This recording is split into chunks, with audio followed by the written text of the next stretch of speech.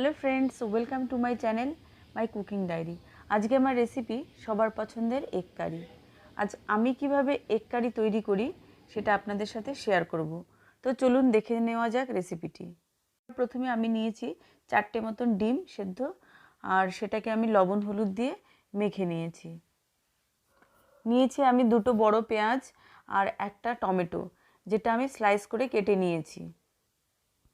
এরপর আমি একটা মশলার পেস্ট করে নেব। তার জন্য আমি নিয়েছি 1 টিস্পুন সাদা জিরে, কয়েক কোয়া রসুন, কাঁচা লঙ্কা আপনারা টেস্ট অনুযায়ী দেবেন, আর নিয়েছি আদা। এবার সব কিছুকে আমি মিক্সার গ্রাইন্ডে পেস্ট তৈরি করে নেব।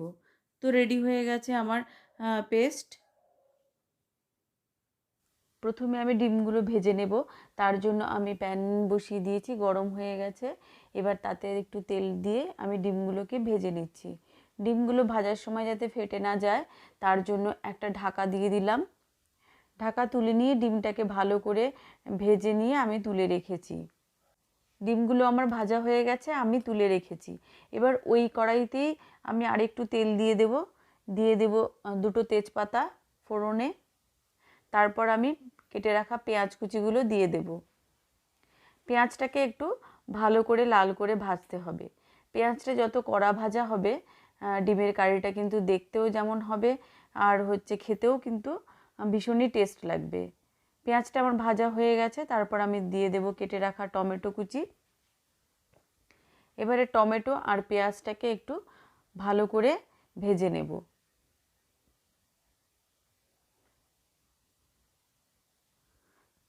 দেখুন আমার ভাজা হয়ে গেছে। এবারে দিয়ে দিচ্ছি আমি করে রাখা, যে আগে করে রেখেছিলাম যে পেস্ট, সেই পেস্টটা আমি দিয়ে দিলাম। পেস্ট আর টমেটো পেঁয়াজ একসাথে করে ভালো করে কষিয়ে নেব, যাতে মশলার কাঁচা গন্ধটা না থাকে। এবারে আমি তাতে দিয়ে দেব 1 চামচ মতো কাশ্মীরি লঙ্কার গুঁড়ো, যেটা ঠিক ঝালের জন্য নয়, কালারের জন্য আমি দিচ্ছি। তারপর দিয়ে দেব আমি স্বাদ মতো লবণ, হলুদ গুঁড়ো, সব কিছু দিয়ে ভালো করে ভাজবো। তো মশলাটা যাতে আরেকটু ভালো করে কষা হয়, লেগে না যায়, তার জন্য আমি অল্প পরিমাণে জল দিয়ে দিচ্ছি। জল দিয়ে আমি ঢাকা দিয়ে রাখবো কিছুক্ষণ। তাতে মশলাটা ভালো করে কষে যাবে, আর মশলার যে কাঁচা গন্ধটা আছে সেটাও থাকবে না। তো দেখুন ঝোলটা বেশ শুকিয়ে গেছে, আর মশলাটাও কষে গেছে, কালারও সুন্দর এসেছে। এরপরে আমি এর মধ্যে দিয়ে দেব একটু চিনি। আপনারা চাইলে নাও দিতে পারেন। চিনি দিয়ে ভালো করে একটু নেড়েচেড়ে আমি তার মধ্যে দিয়ে দেব পরিমাণ মতো জল। জলটা আপনাদের পছন্দ মতো দেবেন, যে যতটুকু খাবেন। আর তারপর আমি ঢেকে দেব, ঢেকে ফুটতে দেব। 5 মিনিট মতো ঢেকে রাখবো।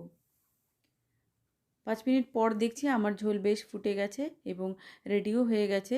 এবারে আমি ভেজে রাখা ডিমগুলোকে এর মধ্যে দিয়ে দেব। ডিম দিয়ে আমি আরেকটু ফুটতে দেব, যাতে করে ডিমের মধ্যে ঝোলের টেস্টটা ঢুকে যায়। দিয়ে দেব আমি গরম মশলা গুঁড়ো, আর গরম মশলা গুঁড়ো দেওয়া মানেই আমার রান্না কমপ্লিট হয়ে গেছে। এবারে আমি এটা সার্ভ করে নেব।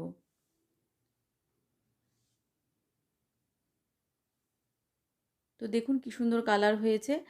তো আমার রেডি হয়ে গেল টেস্টি টেস্টি এগ কারি। আপনারা প্লিজ প্রত্যেকে ট্রাই করবেন বাড়িতে।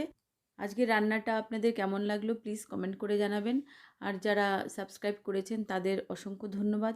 যারা এখনও সাবস্ক্রাইব করেননি প্লিজ সাবস্ক্রাইব করবেন, আর নোটিফিকেশন বেলটা প্লিজ অন করে রাখবেন, যাতে আরও নতুন নতুন রেসিপি আপনারা সহজেই দেখতে পারেন।